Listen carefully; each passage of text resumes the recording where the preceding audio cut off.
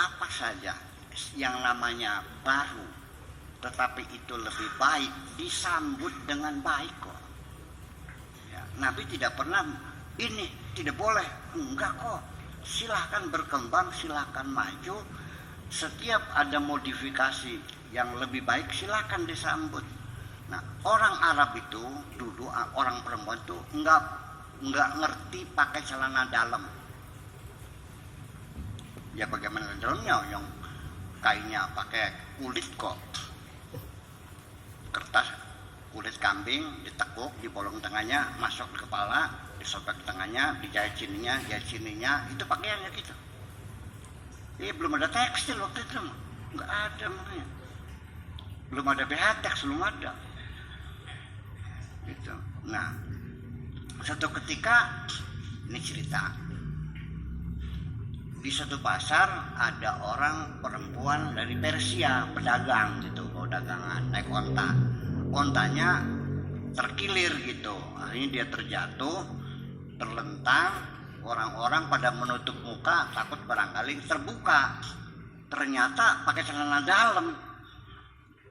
Dari situlah orang Arab belajar perempuan pakai celana dalam. Beda nggak celana dalam tuh? Beda. Tetapi Nabi bilangnya begitu, ya Rasulullah, ada perempuan terjatuh, terjelengkang, ternyata dia pakai celana dalam. Begitu perempuan pakai celana dalam, pikir Nabi, bagus dong. Lalu beliau mengatakan, barakallah al-mutasarwilat. Semoga Allah memberkahi perempuannya pakai celana dalam. Ceritanya gitu. Jadi apa saja yang bagus ya silakan. Nah itu, jadi yang namanya pengertian bid'ah itu bukan selalu begini. Saya menjadi aneh sekali. Dalam pikiran-pikiran fikih, pikiran orang pada abad keempat, sekarang abad ke-21. Dia berapa abad tuh?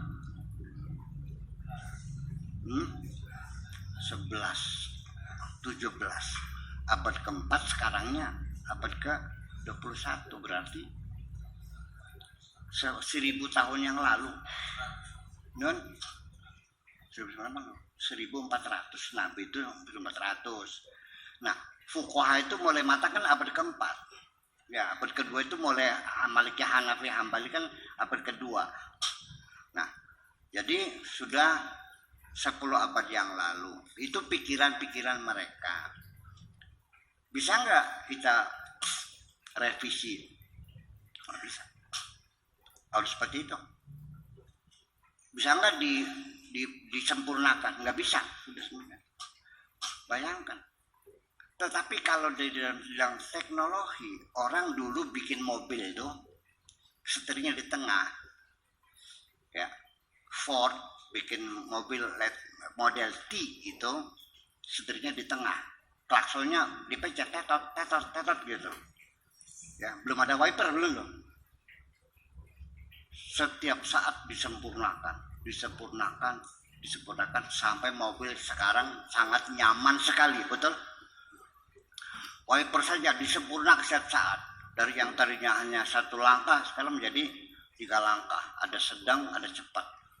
3 sekarang, lamban, sedang, cepat. Pakai sensor sekarang lagi. Kalau hujannya besar, dia cepat sendiri. Hujan kecil, dia pelan sendiri. Lampu merah, dia mandek. Bagus nggak disempurnakan? Tapi dalam pemikiran agama Islam, kayaknya tidak boleh disempurnakan. Karena awalnya sudah meyakini al-yawma akmaltu lakum dinakum wa atmamtu 'alaikum ni'mati wa raditu lakumul Islam madinah. Sudah sempurna.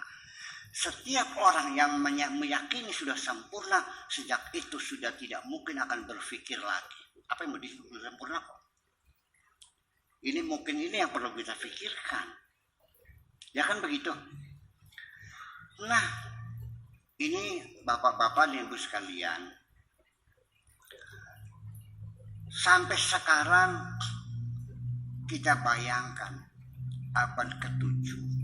Jadi begini, yang Islam yang benar itu yang bagaimana? Islam yang mengadopsi style of life pada abad ke-7. Itu yang benar. Yang sekarang nggak bisa, harus gitu. Nah, kita sendiri melihat realita sekarang sudah jauh berbeda. Jauh berbeda, apalagi 14 abad yang lalu. Itu Garawangi aja dulu, waktu saya masih merupakan. Kalau naik sepeda, ada dua kemungkinan. Saya naik sepeda atau sepeda naik saya. Belum lama kok, ya kan? Kalau ke Bandung itu, naik apa? Hanya 2-3 bus yang ke Bandung. Iya. Dan lama sekali ya, mungkin 12 jam ke Bandung. Iya. Ya. Jadi teknologi sekarang sudah berubah semuanya. Jadi apakah mungkin kita akan hidup seperti abad ke-7 lagi gitu? Nah ini yang menjadi tolak ukurnya bagaimana. Nah sekarang saya mau bertanya jujur aja. Apakah betul bahwa Islam itu solihun fi kulli zamanin wa makan? Relevan di segala tempat dan di segala zaman. Kapan saja, di mana saja selalu relevan. Saya mau nanya nih.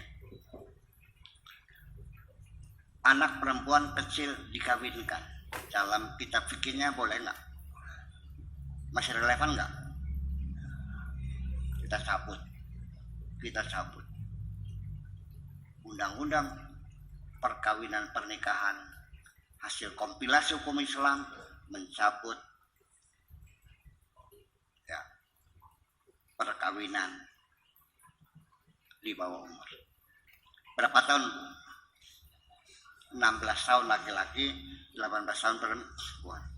Siapapun di sini yang menikahkan anaknya di bawah umur masuk penjara. Sekalipun Anda mengatakan kitab kuningnya mengizinkan, nggak ada urusan masuk penjara. Ya, sanksi. Ini negara Indonesia dan kita sudah mencabut itu semua. Ini kita bicara realita, betul nggak? Siapa yang pernah masuk masuk penjara tuh? Ya, satunya. Semoga Allah mengampuninya. Iya. Anaknya mau, ibunya mengizinkan, kawinnya syarat hukumnya sah, ada walinya, ada maharnya, ada kabulnya, ada saksinya, sah. Ya betul. Sah menurut kitab kuning. Tapi di negara ini tidak sah, masuk penjaranya dulu. Karena itu menghancurkan masa depan anak manusia. Betul nggak? Ya. Anak perempuan masih perawan dikawinkan oleh bapaknya, nggak mau, dipaksa. Sah nggak dalam hukum Islam? Kita cabut, kita larang pernikahan paksa. Dan bagaimanapun perempuan adalah manusia yang kita hormati. Ini konsekuensinya. Jadi di mana relevansi segala zaman itu? Dunia semua menolak hukuman potong tangan, mau melawan dunia.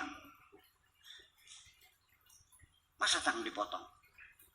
Nah itulah caranya saya menafsirkan Islam itu seperti ini Pak, bahwa asyariku wasyariqatu faqtau aydiyahuma itu adalah shock terapi. Ya shock terapi itu apa? Karena angka kriminalitas semakin meningkat merajalela, ya kan gitu, bisa mencekam, bisa menjadi terorganisir. Maka sebelum itu menjadi merusak segala-galanya, ya perlu dilakukan shock terapi. Negeri kita ini juga pernah melakukan shock terapi pada zamannya Pak Harto tuh. Misterius, Petrus tangkap, tembak, pagi-pagi masukin karung, buang ke Sungai Cimanuk. Sampai orang Indramayu nggak mau makan ikan selama 3 bulan tuh. Untuk memulihkan keamanan. Sudah aman ya sudah, jangan terus-terusan dong kan gitu. Iya. Ya artinya bahwa kalau sudah semakin merajalela perlu ada shock terapi. Jadi jangan dijadikan hukum lamanya. Sekarang yang menolak bukan saya. Saya mah bukan penguasa, saya tidak punya apa-apa. Tapi seluruh negara di dunia itu menolak hukum potong tangan. Semua negara Islam pun menolak. Hanya satu, Jazirah Arabia, Saudi Arabia masih. Itu aja. Pancung nggak ada. Udah. Ya kan begitu.